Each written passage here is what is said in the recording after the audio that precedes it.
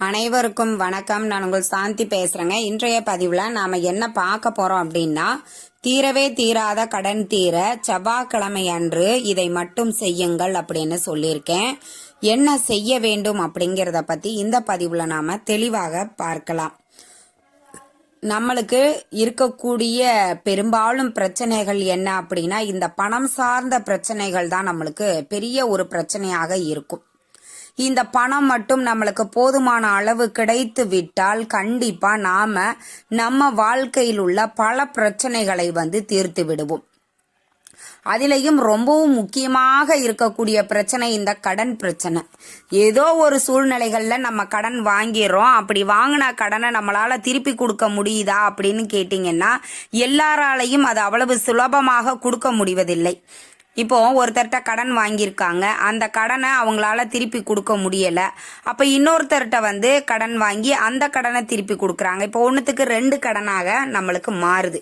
இப்படிதான் நிறைய பேர் வாழ்க்கையில அதிக கடன் வாங்கி வாழ்க்கையில இதுக்கு மேல நம்மளால ஒண்ணுமே முடியாது அப்படிங்கிற ஒரு எல்லைக்கே தள்ளப்படுறாங்க. பொதுவா ஒண்ணு ஞாபகம் வச்சுக்கோங்க, நம்மளுக்கு அத்தியாவசிய தேவைக்கு மட்டுமே கடன் வாங்க வேண்டுமே தவிர ஆடம்பரத்திற்கு நீங்க கடன் வாங்குனீங்க அப்படின்னா கண்டிப்பா அதை ரொம்பவே உங்களை ஒரு சிக்கல்ல மாட்டி விட்டுடும்.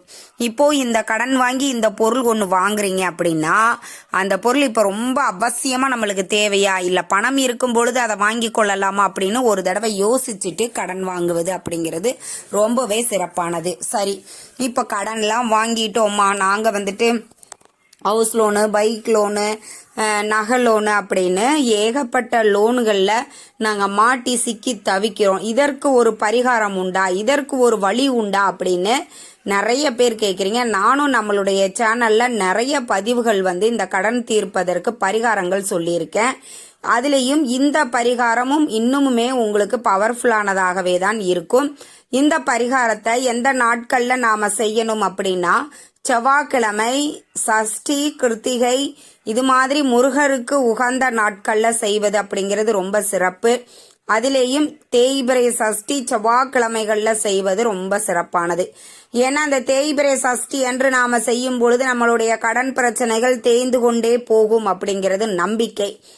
பொதுவாக செவ்வாய்க்கிழமை நாட்கள்ல நம்ம கடன் வாங்க கூடாது, கடனை திருப்பித்தான் கொடுக்க வேண்டும். நான் ஏற்கனவே இதுல ஒரு குறிப்பிட்டு ஒரு நேரத்தை நான் சொல்லியிருக்கேன், தனியாவே ஒரு பதிவு கொடுத்திருக்கிறேன். நான் செவ்வாய்க்கிழமை அன்று மதியம் 1 to 1:15 இந்த நேரத்துல நீங்க வாங்கக்கூடிய கடன் தொகையிலிருந்து ஒரே ஒரு சிறிய தொகையாவது நீங்க திருப்பி கொடுத்தீங்க அப்படின்னா, அந்த கடன் எப்பேற்பட்ட கடனாக இருந்தாலும் அது நொடி பொழுதில் தீர்க்கக்கூடிய ஒரு வாய்ப்பையும் சூழ்நிலைகளையும் ஏற்படுத்தும்.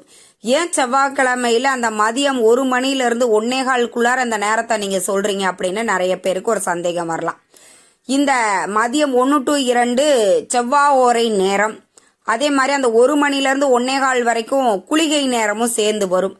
இந்த குளிகையும் செவ்வாய் ஓரையும் இணைந்து இருக்கக்கூடிய நேரத்துல நாம செய்யும் பொழுது இந்த குளிகை நேரம் என்ன பண்ணும், இந்த குளிகை நேரத்துல நம்ம என்ன செய்யறோமோ அதை திரும்ப திரும்ப செய்ய வைக்கும்.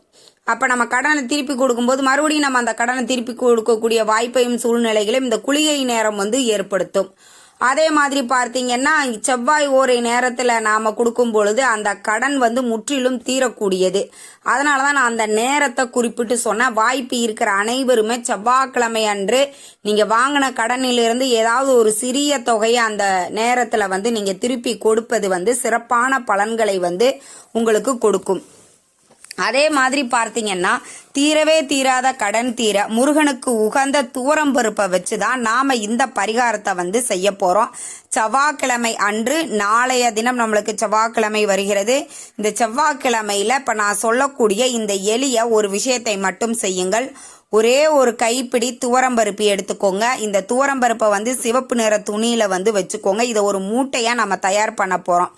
அப்போ ஒரு முடிச்சா நம்ம தயார் பண்ணும்போது அதற்கு தகுந்த மாதிரி சின்னதா எடுத்துக்கோங்க. ஒரு கைப்பிடி துவரம்பருப்பை அந்த சிகப்பு நிற துணியில வச்சுக்கோங்க.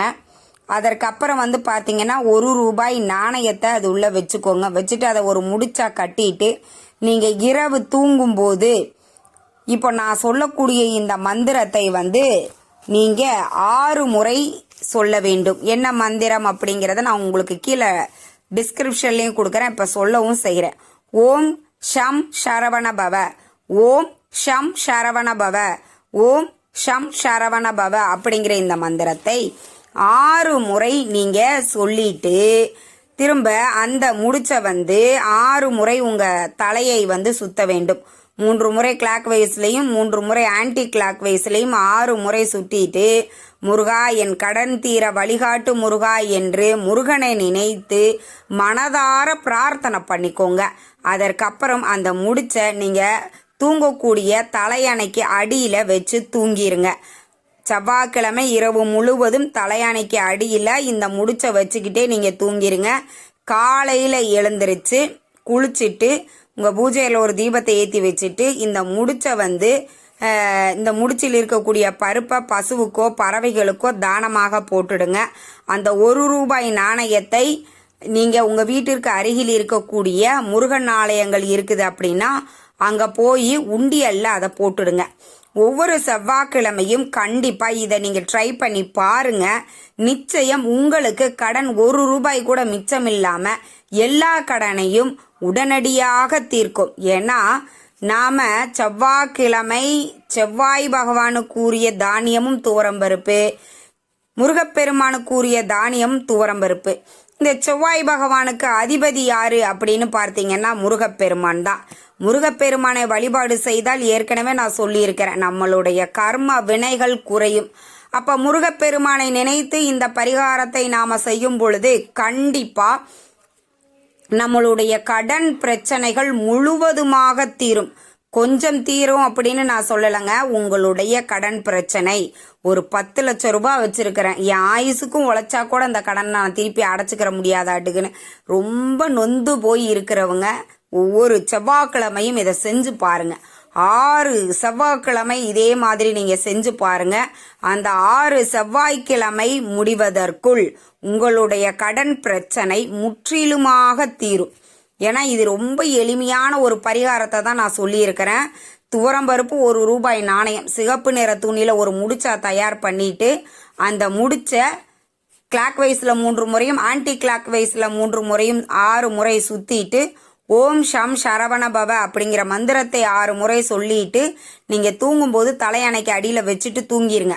இந்த பரிகாரத்தை செஞ்ச உடனே தலையணைக்கு அடியில வச்சு தூங்கிடணும். அதனால நீங்க தூங்க போறதுக்கு முன்னாடி இந்த பரிகாரத்தை செஞ்சா போதுமானது.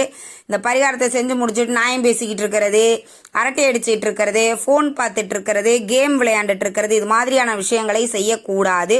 நீங்க தூங்கிடணும். முருகன் கிட்ட மனதார பிரார்த்தனை பண்ணிக்கோங்க, என்னுடைய கடன் முழுவதும் தீர வேண்டும் முருகா, நீதான் வழிகாட்டணும் அப்படின்னு முருகனை மனம் நொந்து கண்ணீர் மல்க அவரை பிரார்த்தனை பண்ணிட்டு மறுநாள் எந்திரிச்சு அந்த துவரம்பருப்ப பறவைகளுக்கு உணவாக போட்டுட்டு 1 ரூபாய் நாணயத்தை அருகில் இருக்கக்கூடிய முருகன் ஆலயங்களுக்கு போட்டுடுங்க.